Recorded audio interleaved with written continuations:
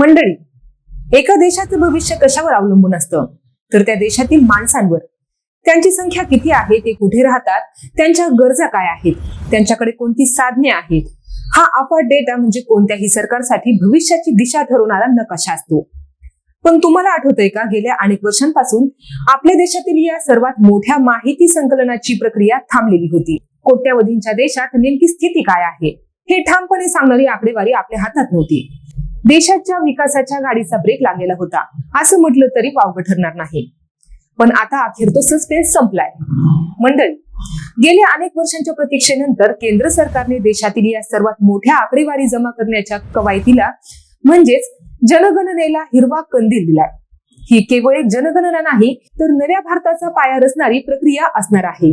देशातील प्रत्येक व्यक्ती आणि प्रत्येक घराचा तपशील आता सरकारच्या नोंदीवर येणार आहे. हा निर्णय केवळ आकड्यांपुरता मर्यादित राहणार नाही, तर प्रत्येक भारतीयांच्या जीवनावर थेट परिणाम करणारा आहे. आणि यासाठी सरकारने किती बजेट मंजूर केले हे ऐकून तुम्हाला धक्का बसेल. केंद्र सरकारच्या कॅबिनेट बैठकीत जनगणनेसाठी तब्बल 11,718 कोटी रुपयांचे बजेट मंजूर करण्यात आलेले आहे. या आकड्यांवरून तुम्ही अंदाज लावू शकता की ही प्रक्रिया किती भव्य आणि महत्वपूर्ण असणार आहे. केंद्रीय मंत्री अश्विनी वैष्णव यांनी स्वतःच्या निर्णयाची माहिती देऊन हा देशाच्या विकासाच्या दिशेने टाकलेलं सर्वात मोठं पाऊल असल्याचं स्पष्ट केलंय. या जनगणनेचं सर्वात महत्वाचं आणि क्रांतिकारी वैशिष्ट्य म्हणजे ही आपल्या देशाच्या इतिहासातील पहिली डिजिटल जनगणना असणार आहे. आतापर्यंत कागदी फॉर्मवर चालणारी ही प्रक्रिया आता ऍप आणि तंत्रज्ञानाच्या मदतीने पूर्ण होणार आहे. तुम्ही कल्पना करू शकतात, जेव्हा प्रत्येक गोष्ट डिजिटल होईल तेव्हा डेटा संकलनाची गती किती वाढेल. यामुळे अचूकता वाढेल आणि अहवाल तयार होण्यास लागणारा वेळ देखील अनेक पटीने कमी होणार आहे. ही जनगणना एका रात्रीत किंवा काही महिन्यात पूर्ण होणारी प्रक्रिया नाही. सरकारने यासाठी संपूर्ण वेळापत्रक निश्चित केलेलं आहे. ही प्रक्रिया संपूर्ण 2 महत्वाच्या टप्प्यांमध्ये पार पडणार आहे आणि या कामाला 2027 पासून सुरुवात होणार आहे. म्हणजेच आपल्या देशाच्या नकाशावर नवा डेटा दिसण्यासाठी थोडी वाट पाहावी लागणार आहे. पण एकदा काम सुरू झाल्यावर त्याची गती प्रचंड असणार आहे. या महाकाय कामासाठी मनुष्यबळही तेवढंच लागणार आहे. ही जनगणना यशस्वी करण्यासाठी देशभरात सुमारे 30 लाख कर्मचारी दिवस रात्र काम करणार आहेत. विचार करा, आपल्या देशातील ही माणूस मोजण्याची प्रक्रिया पूर्ण करण्यासाठी 30 लाख लोकांची एक विशाल साखळी तयार होणार आहे, जी प्रत्येक घर आणि प्रत्येक व्यक्तींपर्यंत पोहोचणार आहे. हे केवळ आकडे नाहीत, तर राष्ट्रासाठी समर्पित असलेल्या कर्मचाऱ्यांची एक फौजच आहे. जनगणनेचा पहिला टप्पा आहे घरांची मोजणी. हा टप्पा सप्टेंबर 2026 पर्यंत पूर्ण करण्याचे उद्दिष्ट ठेवण्यात आले. या टप्प्यात केवळ घरात माणसं किती आहेत इतकीच माहिती घेतली जाणार नाही, तर घराची सद्यस्थिती काय आहे, घरात विजेची सोय आहे का, गाडी आहे का, पाण्याची उपलब्धता कशी आहे आणि रस्त्यांची स्थिती काय आहे याबद्दलची माहिती गोळा केली जाईल. सरकार, केंद्र आणि राज्य सरकारांच्या समन्वयाने या पहिल्या पायाभूत माहितीचा डेटाबेस तयार करणार आहेत.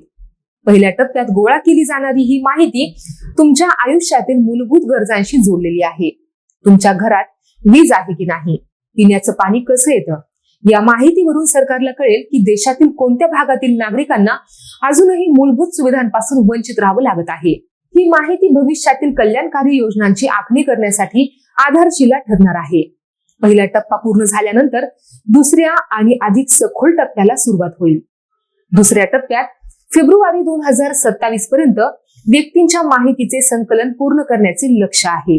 या टप्प्यात प्रत्येक व्यक्तीचं वय, लिंग, मातृभाषा, जात, व्यवसाय आणि दिव्यांग आहे का किंवा कोणी विस्थापित झालं आहेत का, अशा अतिशय संवेदनशील आणि सखोल माहितीचे संकलन केलं जाणार आहे.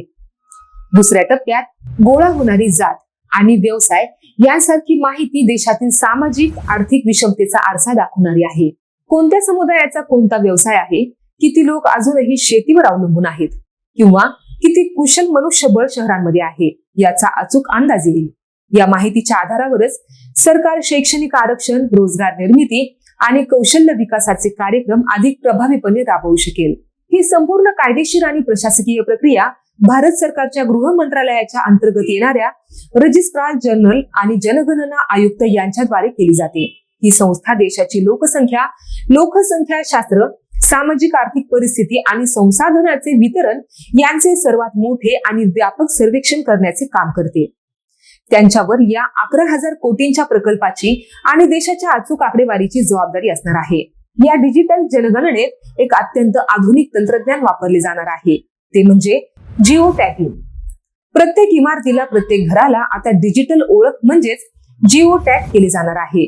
याचा अर्थ केवळ कागदपत्रांवरच नाही तर नकाशावर देखील प्रत्येक घराची अचूक नोंद घेतली जाईल. भविष्यात कोणतीही योजना आखताना सरकारला नेमक्या कोणत्या ठिकाणी, कोणत्या वस्तीत कोणती सुविधा पोहोचवायची आहे हे एका क्लिकवर कळेल.